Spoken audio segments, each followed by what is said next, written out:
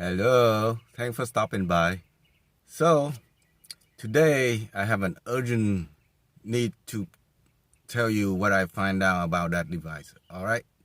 Oh, by the way, behind me is my poor man Muffy bat setup.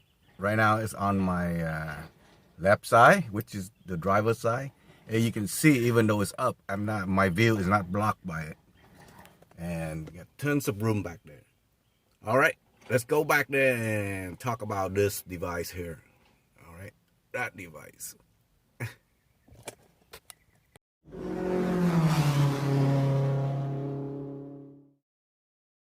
So last week I did a test and review of this Techoss 300 watt.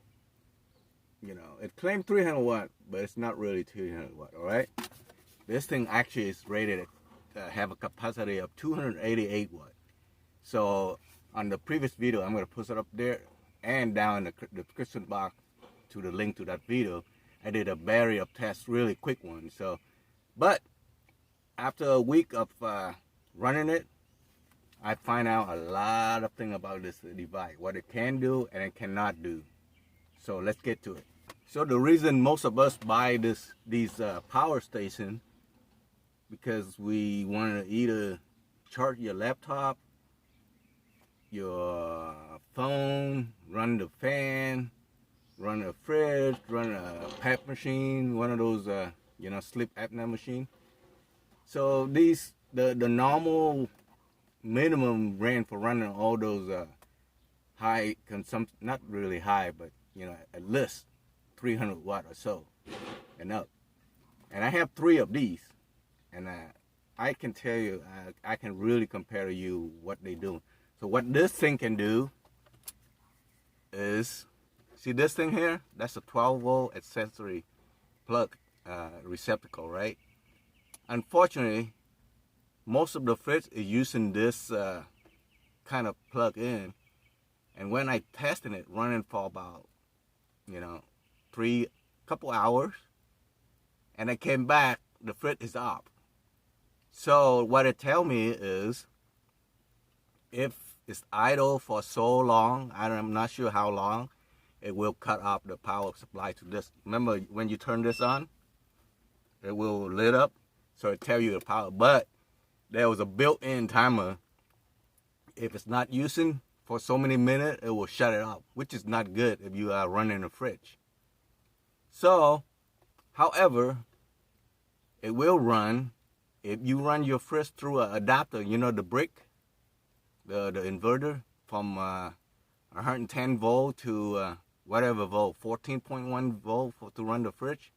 So instead of having to go through here, you can run through this. And I found out it did not shut down the fridge. So that's a good thing about it. But then, and also, since we are back here, remember when I tell you, I wish they give us one of those, similar to this to plug into the vehicle so you can charge it in the car. This device does not support that, because this here requires 17 volt.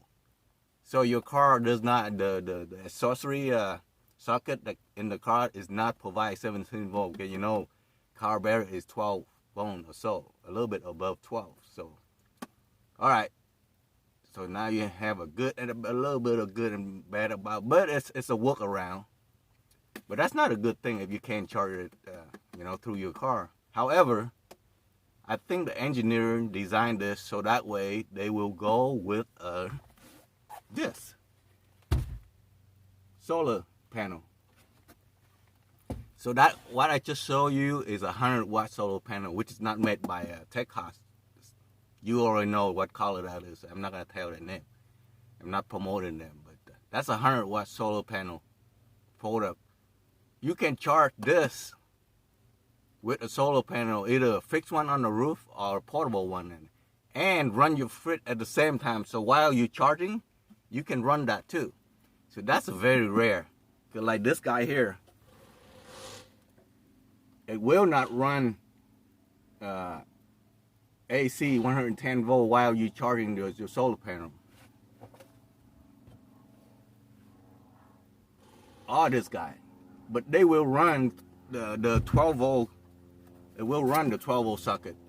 And all these three will run through a 12 volt while you're charging. Unfortunately, this one doesn't. It shut itself up, but the other, it doesn't. And also, this will run your fan. It's weird, the fan, if you constantly run it, it will keep it on the whole time. So I ran my fan for almost 8 hours and it never turned off the fan. One of those 12 volt fans from Walmart.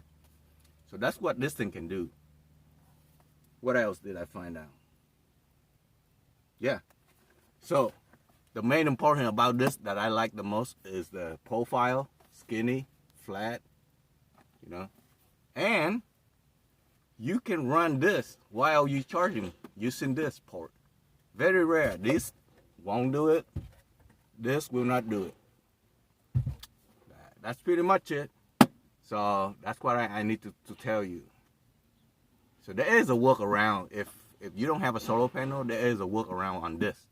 You can buy one of those 200 watt inverter that go from 12 volt to 120 volt, and then you use your brick that come with this to plug into that.